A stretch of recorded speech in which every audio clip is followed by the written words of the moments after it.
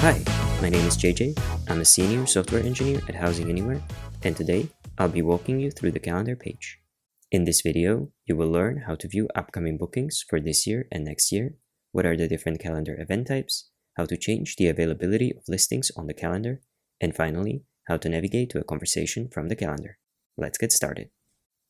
To begin, you will first have to log in into your HousingAnywhere account. After which, you'll be taken to your advertiser dashboard. In the navigation menu, click on Calendar. Your calendar with all of your listings and their availability will appear on the page. You can scroll left and right to see the previous and next year's availability, as well as scroll down in case you have more than a few listings. Don't worry if not all of them are shown at first. They will load as you scroll.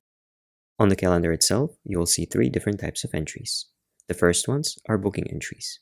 These are created automatically when you accept a tenant's booking request. Next, you'll see blocked entries. You can create these manually in the listing calendar, which we will look at in a moment. And lastly, the imported entries. These are created automatically after importing an external calendar from a third party. To adjust or remove any of the manually blocked entries, you can click on any of them and then click on the Go to Calendar button in the Open dialog. This will open the familiar listings calendar in a new tab, where you can remove or adjust existing entries.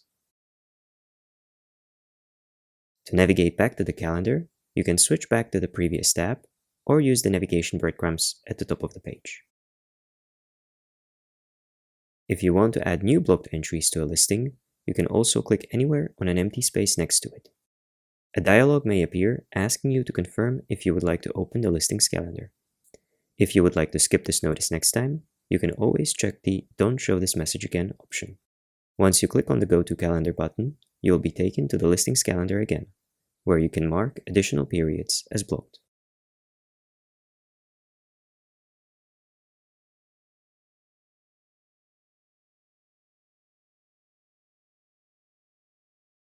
After clicking on any booking entry, you will see the tenant's profile image and their name in the dialog. You can click on the Go to Conversation button to open the conversation in a new tab.